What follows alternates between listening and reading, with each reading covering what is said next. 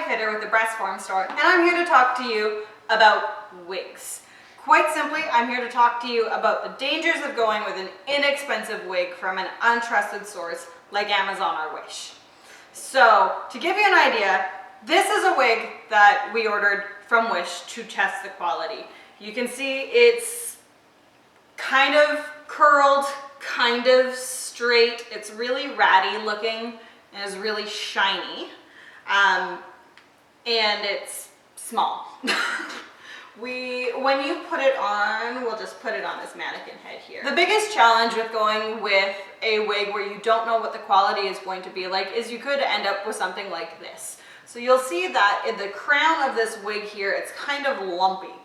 And unfortunately, that's been formed into the wig somewhere along the way. So you're always gonna have this big lump running through the wig. You can also tell that her hair doesn't want to stay on. So one of the big challenges of going with an inexpensive wig is you're never sure what color you're gonna get, or you could end up with a quality like this. Now this isn't one of the shiniest wigs I've seen come from China, but it's pretty shiny. However, you can see that this side has some sort of formed curls, and this side is really straight. And that has come from it just being poorly manufactured. We at the Breast Form Store, we only work with a couple of the major names in wigs. That includes Henry Margu, Estetica Designs, including Estetica Designs human hair wigs, Risque, Incognito, Main Attraction, and soon we're gonna have Gold Seal wigs. The nice thing about these wigs is that you can tell the color is a lot more consistent all the way through. The nice thing about this is that you can tell that the highlighting throughout the wig style and the style itself has been taken care of all the way through the wig. So you can see that the curls are consistent on this side all the way to this side. The other thing is that when you go shopping for a wig, if it's your first wig and you're looking for something very passable, I recommend sticking with something close to your natural hair color. If you're a brunette, go with a nice brown. If you're naturally blonde, go with a strawberry or a lighter blonde. I really like the R25F as it's quite a warm blonde. I generally don't recommend going with a pure black, but go with an off black color like a 2H or a 4H or a 4R.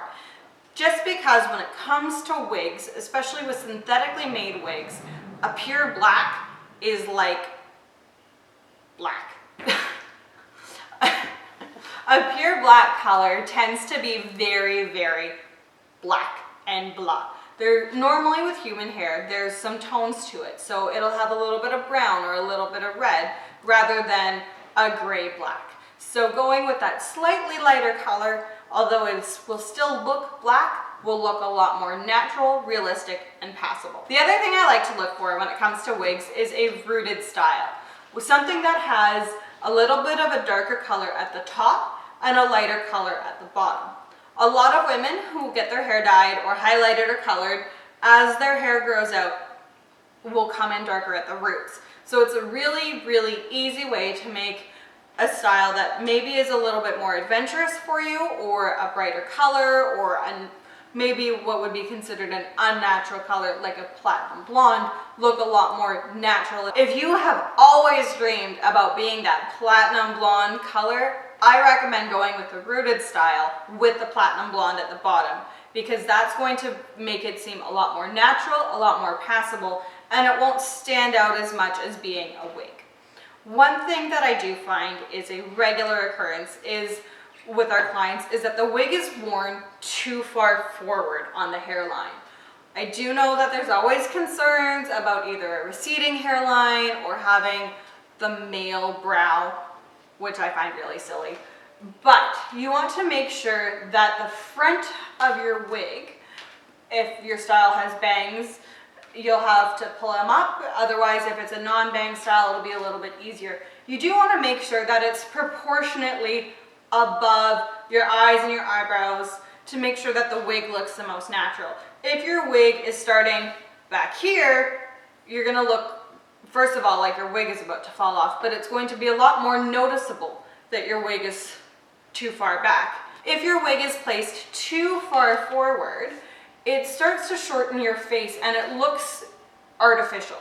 because a natural hairline on the face does start not back here or way up in the front, but about here, being halfway from, like the distance from your nose to your chin, your nose to your forehead.